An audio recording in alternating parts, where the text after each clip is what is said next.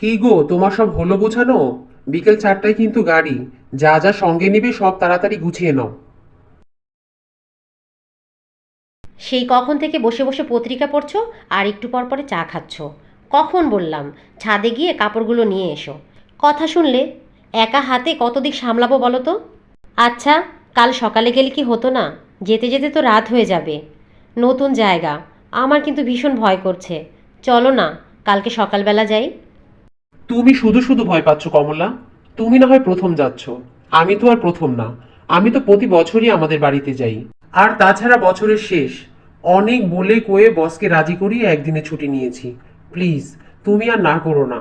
তোমাকে রেখে আমাকে আবার কালকেই ফিরে আসতে হবে। ভয় কি আর সাধে পাচ্ছি? তুমি তো বলেছ তোমাদের বাড়ি পাহাড়ি রাস্তা দিয়ে যেতে হয়, চারপাশে নাকি ঘন জঙ্গল। পাগলির কথা শোনো। চারিপাশে জঙ্গল বলে কি তোমাকে আমি জঙ্গলের মধ্যে দিয়ে নিয়ে যাব? শুধু শুধু এত ভয় পেও না। যাও, বাকি যা যা গোছানোর আছে সবকিছু গুছিয়ে ফেলো। কই গো, তাড়াতাড়ি এসো। ঠিক 4টায় গাড়ি ধরতে না পারলে কিন্তু মুশকিলে পড়ে যাব। উফ, বাবা গো বাবা। নাও, হয়ে গেছে, চলো এবার। নীলুর মা, যা যা বলেছি সব ঠিকমতো করো কিন্তু। বাসা ছেড়ে কোথাও বেরোবে না। আগামীকালই তোমার ভাইয়া বাসায় ফিরে আসবে।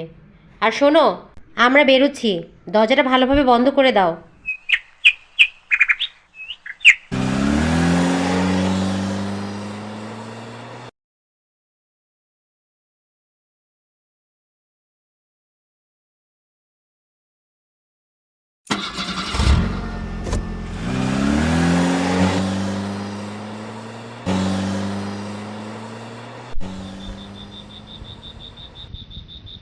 ব্যাপার কি?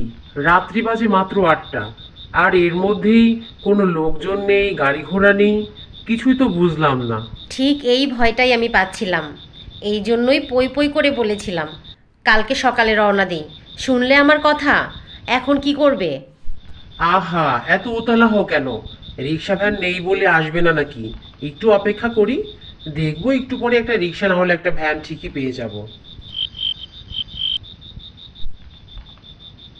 কমলা দেখো, আকাশে আজ কত বড় চাঁদ উঠেছে। কি সুন্দর চাঁদের আলো চারিদিকে ছড়িয়ে পড়েছে। যতক্ষণ কোনো মানুষ বা রিক্সা ভ্যান পাচ্ছি, তুমি আমি দাঁড়িয়ে চাঁদের আলো উপভোগ করি। এতে তোমার ভয়টাও কিন্তু একটু কমবে।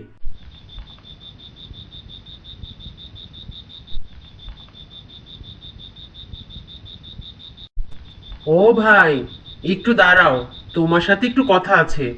আচ্ছা, আজকে রাস্তায় কোনো রিক্সা ভ্যান নেই কেন বলতে পারো? কোনো ধর্মঘট চলছে নাকি? আপনি মায়াতলির স্ট্যান্ডে না নেমে এইখানে কেন নেমেছেন বাবু? এইখানে তো এখন এত রাত্রে কোনো রিক্সা ভ্যান পাবেন না। কেন বলো তো? আমি তো সবসময় এখানেই নামি। ওই সামনে গিয়ে হাতের ডান দিকে একটা কাঁচা রাস্তা আছে। ওখান দিয়ে তো আমি রিক্সা ভ্যান নিয়ে বাসা অবধি চলে যাই। কথাটা আপনি ঠিকই কয়েছেন বাবু। সেই সময় সবকিছুই ঠিক ছিল। কিন্তু হঠাৎ করেই 6 মাস আগে এই সন্ধ্যাবেলায় এইখান দিয়ে এক যুবতী মেয়েকে জঙ্গলের কিছু ডাকাত ধরে ওই পাশের জঙ্গলে নিয়ে যায়। সকালবেলা অনেকেই ওই যুবতী মেয়ের লাশটা গাছের সাথে ঝুলতে দেখেছে। তখন থেকে সন্ধ্যার পরে এই রাস্তায় কেউ আসে না গো বাবু। তাহলে এখন কি করি? ওই কাঁচা রাস্তাটা ছাড়া তো আমার আর কোনো রাস্তা জানা নেই। আসলে আমার মা ভীষণ অসুস্থ, তাই আমার গিন্নিকে কয়েকটা দিন মায়ের কাছে রেখে যেতে এসেছিলাম। এখন কি যে করি, কি করে যে বাড়ি অবধি পৌঁছাবো কিছুই তো বুঝতে পারছি না। আপনি যাবেন কোথায় বাবু? হারুন মাস্টারের বাড়ি। হারুন মাস্টার আমার বাবা হন। হারুন মাস্টারের বাড়ি তো বেশি দূরে না। এই জঙ্গলের মধ্যে দিয়েও একটা পথ গেছে বাবু। সেই পথের শেষ মাথায় আমার বাড়ি। আপনাকে আমি পথ দেখিয়ে দিব, আপনি চলে যাইয়েন। এত চিন্তা করেন না। আপনি আমার সাথে চলেন।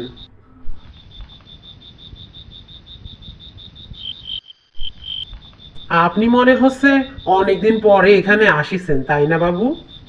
ওই যে বললাম, প্রতি বছর একবার আসা হয়। গত বছর এসেছিলাম, আর এখন আসলাম। বাবু, এই ডান দিকের রাস্তা ধরে সামনে এগিয়ে গেলেই আপনাদের বাড়ি। আমাকে এখন বাম দিকে যেতে হবে। তোমার এই উপকারের জন্য তোমাকে অসংখ্য ধন্যবাদ ভাই। আসি তাহলে।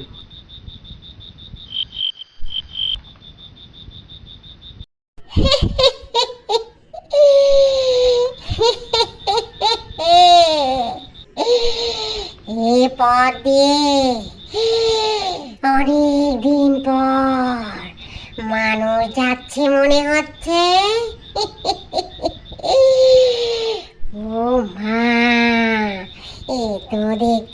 নতুন বউ। বাবা গো, গা ভর্তি গয়না, পরনে সুন্দর শাড়ি, বেঁচে থাকতে এমনই তো শাড়ি গয়নার স্বপ্ন ছিল আমার। কিন্তু সেই স্বপ্ন ওই শয়তানগুলো পূরণ করতে দেয়নি।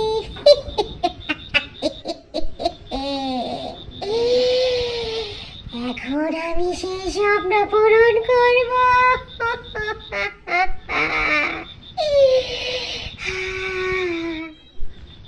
এই শোনো না, আমার কেমন যেন গা ছমছম করছে। কমলা, তুমি শহরের মেয়ে, এরকম জঙ্গল কখনো দেখোনি। আর তারপর রাতের বেলা এরকম জঙ্গল দিয়ে হাঁটছো, তাই তোমার কাছে এরকম মনে হচ্ছে। বিশ্বাস করো, আমার বারবার মনে হচ্ছে যেন আমার চারপাশে কেউ আছে। দেখো, আমার শরীরে বারবার কাঁটা দিয়ে উঠছে। ওই যে দেখো, দূর থেকে আমাদের বাড়ির আলো দেখা যাচ্ছে। চলে এসেছি আমরা, তোমার আর ভয় পাওয়ার কোনো কারণ নেই। মা, ও মা, তাড়াতাড়ি বাইরে এসো। চলে এসেছিস খোকা? ও মা, সাথে তো দেখছি বৌমাকেও নিয়ে এসেছিস। আয় আয়, ভেতরে আয়। আসসালামু আলাইকুম মা, কেমন আছেন আপনি? আপনার শরীরটা কি এখন ভালো আছে? আমি এখন সুস্থই আছি মা। আচ্ছা, তোরা যে আসবি, আমাকে আগে একটা টেলিগ্রাম করে দিলে তো ভোলাকে পাঠিয়ে দিতে পারতাম। এত রাত করে বউকে নিয়ে কোথা দিয়ে এলি? এদিকে তো আর এখন সন্ধ্যার পরে গাড়ি ঘোড়া কিছু পাওয়া যায় না। রাস্তায় গাড়ির জন্যই দাঁড়িয়েছিলাম, হঠাৎ করেই একজন লোকের সাথে দেখা হয়ে গেল। উনি আমাদের জঙ্গলের পথ দিয়ে অর্ধেক রাস্তায় এগিয়ে দিলেন। কাজটা তুই মোটেও ভালো করিসনি বাবা। এই রাত করে অমন জঙ্গলের রাস্তা দিয়ে তোর নতুন বউকে নিয়ে আসা উচিত হয়নি। যা, এখন তাড়াতাড়ি গিয়ে পরিষ্কার পরিচ্ছন্ন হয়ে নে। আমি পুটির মাকে খাবার দিতে বলছি।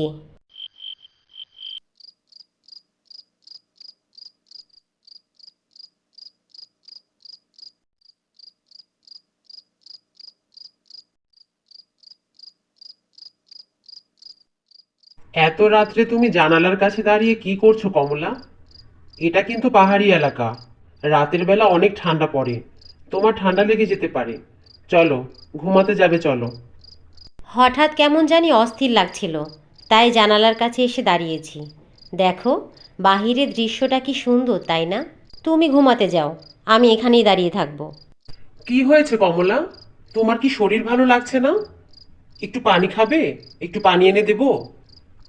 আহ, এত প্রশ্ন করছো কেন? তোমাকে না বললাম আমি এখন ঘুমাতে যাব না? তুমি যাও। মাজি, আমি বাজার নিয়ে এসে গেছি মাজি। চলে এসেছিস? সব ঠিক মতো এনেছিস তো? গত সপ্তাহে বোয়াল মাছের জায়গায় তো চিতল মাছ নিয়ে চলে এসেছিলি। না না মাজি, এইবার আপনি যা কিছু বলেছেন সব কিছু একেবারে কাটায় কাটায় নিয়ে এসেছি। পুটির মা, ভোলা বাজার নিয়ে চলে এসেছে। তুমি হাতের সব কাজ রেখে আগে বাজারটা গুছিয়ে নাও। কি সুন্দর মাছের গন্ধ পাচ্ছি। দেখি তো, দেখি তো কোথা থেকে আসছে এই গন্ধটা। কি ব্যাপার পুটির মা, তোমাকে আমি কখন বললাম যে ভোলা বাজার থেকে চলে এসেছে? বাজারটা গুছিয়ে নাও। তুমি তারপরও এখানে দাঁড়িয়ে দাঁড়িয়ে কি করছো? তাড়াতাড়ি যাও, মাছগুলো তো সব নষ্ট হয়ে যাবে। প্রতিদিন সকালে তো আগে আপনার ঘরটাই ঝাড় দিই চাচি, তাই ভেবেছিলাম আগে আপনার ঘরটা ঝাড় দিয়ে পরে রান্নাঘরে যাব।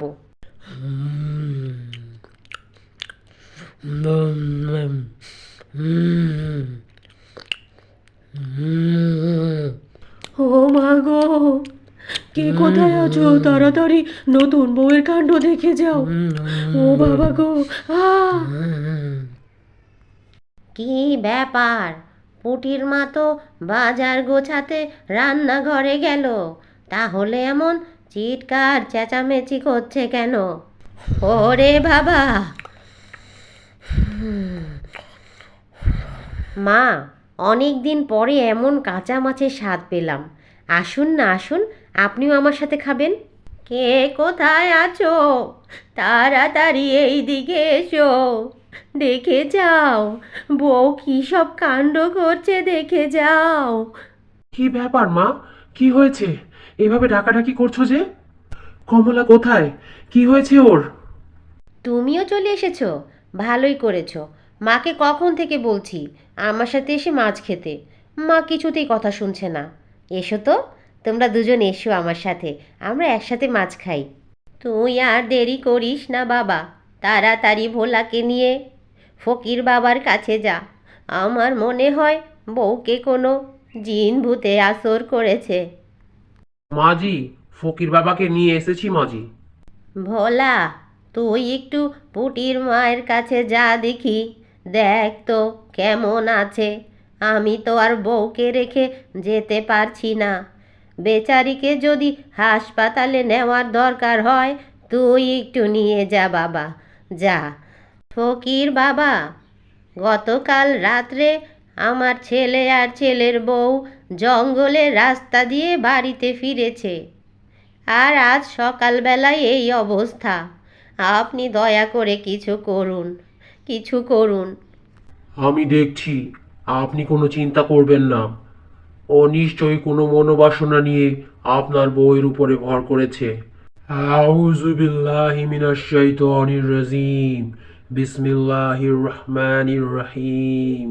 বল, কে তুই? কি করতে তুই এখানে এসেছিস?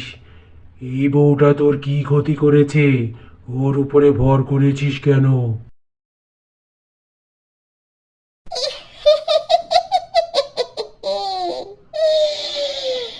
ও আমার কোনো ক্ষতি করেনি। আমি তো শুধু ওর গয়না আর শাড়ির লোভে পড়ে এখানে এসেছি। যদি এই শাড়ি গয়নাগুলো তোকে দিয়ে দেওয়া হয়, তাহলে কি এই বউটাকে তুই ছেড়ে দিবি? সত্যি বলছিস? এই শাড়ি গয়না সব আমাকে দিয়ে দিবি? তাহলে তো আমার আর ওর সাথে থেকে কোনো লাভই নেই। দিয়ে দে, সব দিয়ে দে। দিয়ে দেব, সব দিয়ে দেব। তুই চলে যা। যেই গাছে থাকিস, আমি একটু পরে সব কিছু নিয়ে সেই গাছের নিচে রেখে দেব। তুই দয়া করে বউটাকে ছেড়ে দে।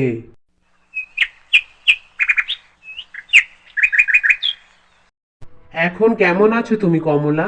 তোমার শরীরটা একটু ভালো লাগছে? একটু দুর্বল লাগছে, তবে আগের থেকে ভালো আছি। তুমি কি চলে যাচ্ছ? আজ আমাকে যেতেই হবে কমলা। আজকে না গেলে বড় সমস্যায় পড়ে যাব। তোমার কোনো ভয় নেই, এখানে মা আছে, পুটির মা আছে, সবাই তোমাকে দেখে রাখবে। আমি ভয় পাচ্ছি না, আমি জানি সবাই আমাকে দেখে রাখবে। তুমি সাবধানে যেও। তুই কোনো চিন্তা করিস না খোকা, ওকে আমরা সবাই দেখে রাখবো। একটু সুস্থ হলে পরে এসে নিয়ে যাস। তাহলে আমি আসছি কেমন? তুমি ভালো থেকো। আমি কিছুদিন পরে এসে তোমাকে আর মাকে নিয়ে যাব।